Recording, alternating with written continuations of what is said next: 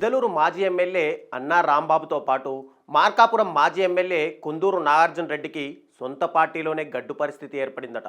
గత ఎన్నికల్లో గిద్దలూరు నుంచి పోటీ చేసి ఓడిపోయిన నాగార్జున రెడ్డి తిరిగి తనకు పట్టున్న మార్కాపురం వెళ్తానంటే జగన్ ఒప్పుకోవడం లేదట. ఆయన చెప్పిన నియోజకవర్గానికి వెళ్ళడానికి ఈయన ఇష్టపడడం లేదట. అలాని తన మనసులోని మాటను అధిష్టానానికి గట్టిగా చెప్పలేక, వారు చెప్పింది వినలేక మల్లగుల్లాలు పడుతున్నారట. రెండు వైపులా పట్టున్న రాజకీయ కుటుంబాల నుంచి వచ్చిన తన రాజకీయ భవిష్యత్తు అంధకారం కాబోతుందని ఆందోళన చెందుతున్నారట. ఇంతకీ ఆయనకు వచ్చిన ఇబ్బంది ఏంటి? ఆ పరిస్థితి ఎందుకు తలెత్తింది? Let's watch the story. Prakasam జిల్లా గిద్దలూరు నియోజకవర్గం వైసీపీకి పట్టున్న నియోజకవర్గం. కాంగ్రెస్ తర్వాత వైసీపీ అక్కడ సత్తా చాటుకుంటూ వచ్చింది. 2019 ఎన్నికల్లో వైసీపీకి వచ్చిన మెజార్టీని చూస్తే ఆ పార్టీ ఎంత బలంగా ఉండేదో అర్థమవుతుంది. పులివెందుల్లో మాజీ ముఖ్యమంత్రి జగన్ తర్వాత గిద్దలూరులో అన్నా రాంబాబు రాష్ట్రంలోని రెండో అత్యధిక మెజార్టీ సాధించిన నేతగా రికార్డులకు ఎక్కగా 2024 ఎన్నికలలో సీన్ రివర్స్ అయింది. అభ్యర్థుల మార్పులు చేర్పులు ఫలితాలను తలకిందులు చేశాయి. 2009 ఎన్నికలలో ప్రజారాజ్యం పార్టీ నుంచి విజయం సాధించిన అన్నా రాంబాబు 2014 ఎన్నికలలో టీడీపీ నుంచి పోటీ చేసి ఓటమి పాలయ్యారు. 2019 ఎన్నికలలో వైసీపీ నుంచి బరిలో దిగి జగన్ తర్వాత 81,000కి పైగా అత్యధిక మెజారిటీతో విజయం సాధించారు. అయితే 2024 ఎన్నికలలో అన్నా రాంబాబును మార్కాపురం నియోజకవర్గానికి పంపిన వైసీపీ అధ్యక్షుడు జగన్ మార్కాపురంలో ఎమ్మెల్యేగా ఉన్న కుందూరు నాగార్జున రెడ్డిని గిద్దలూరు నుంచి పోటీలో నిలిపారు. అయితే వైసీపీకి పట్టున్న ఆ నియోజకవర్గంలో పోటీ చేసిన నేత కొత్త కావడంతో ఓటమి పాలయ్యారు. తండ్రి కేపీ కొండారెడ్డి, మామ ఉడుమల శ్రీనివాసరెడ్డిల రాజకీయ వారసుడిగా రాజకీయాలకు వచ్చిన కుందూరు నాగార్జున రెడ్డి తొలిసారి పోటీ చేసిన 2019 ఎన్నికలలో ధీటైన అభ్యర్థిపై విజయం సాధించి తన ఆగమనాన్ని ఘనంగా చాటారు. అయితే 2024 ఎన్నికలు వచ్చేసరికి కుటుంబ పరంగా రెండు వైపులా పట్టున్న మార్కాపురం నియోజకవర్గాన్ని కాదని ఆయన గిద్దలూరు నియోజకవర్గానికి పంపటంతో అతని రాజకీయ భవిష్యత్తు నీలి నీడలు అలుముకున్నాయి. మార్కాపురంలో తన రాజకీయ వారసత్వ పరంగా మంచి పట్టు కలిగినప్పటికీ స్థానాన్ని మార్చడంతో తన విజయం దూరమైందన్న ఆవేదన వ్యక్తమవుతోందట. తనకు పట్టులేని గిద్దలూరుకు మార్చడంతో ఆయన పరిస్థితి అయోమయంగా మారిందట. ఇష్టం లేని పని చేయటం ఎంత కష్టమో నాగార్జున రెడ్డి పరిస్థితి కూడా అలాగే తయారైందట.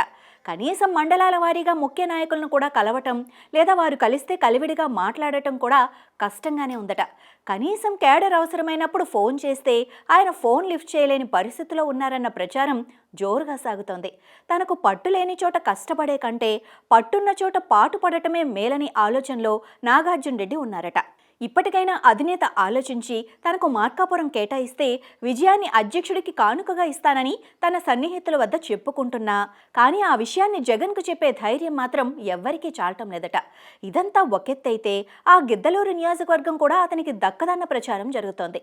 గిద్దలూరు నియోజకవర్గం పేరు చెప్పగానే రాజకీయ నేతలకు గుర్తొచ్చే పేరు పిడతల రంగారెడ్డి.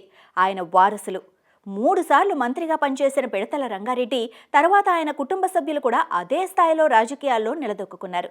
పిడతల కుటుంబం గిద్దలూరు నియోజకవర్గంలో బలమైన రాజకీయ కుటుంబం.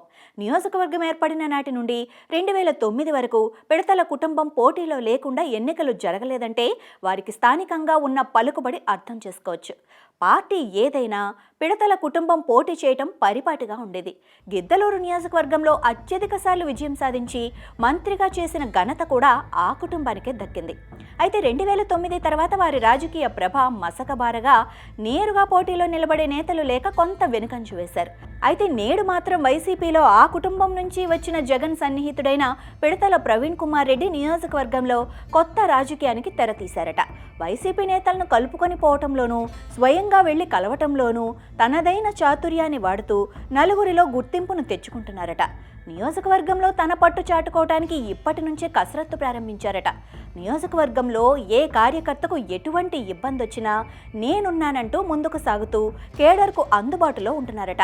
దీంతో ఒక వరలో 2 కత్తులు ఇమడవు అన్నట్లు ఇటు ఇష్టం లేని నాగార్జున రెడ్డి, అటు పాత వారసత్వాన్ని పుణికిపుచ్చుకొని కలుపుకుపోతున్న ప్రవీణ్ కుమార్ రెడ్డిల మధ్య కోల్డ్ వార్ స్టార్ట్ అయిందట.